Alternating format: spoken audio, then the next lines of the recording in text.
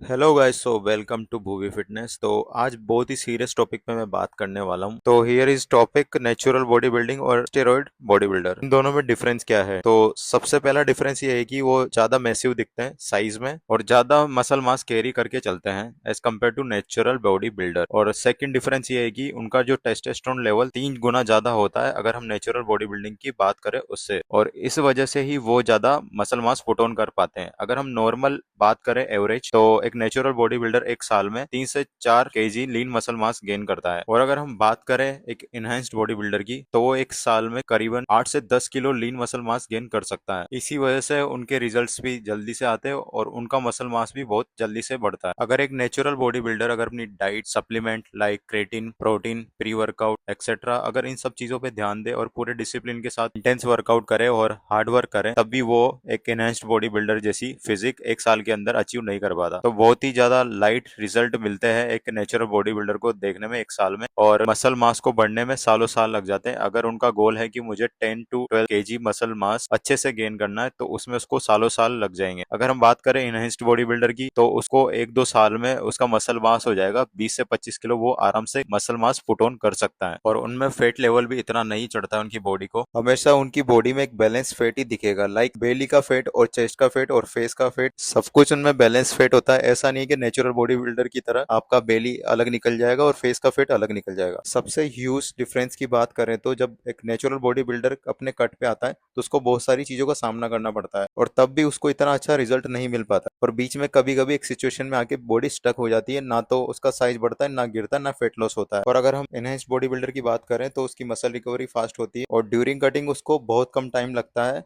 अपनी peak physique को पाने में, अगर हम कंपेयर करें एक नेचुरल बॉडी बिल्डर के। और बाकी की चीजें हम पार्ट 2 में कवर करेंगे कि स्टेरॉइड लेना क्यों डेंजर है, बॉडी को क्यों हार्म करते हैं और बॉडी को किस हद तक वो नुकसान पहुंचा सकते हैं। जब तक के लिए आप चैनल को सब्सक्राइब करना ना भूलें। Love you.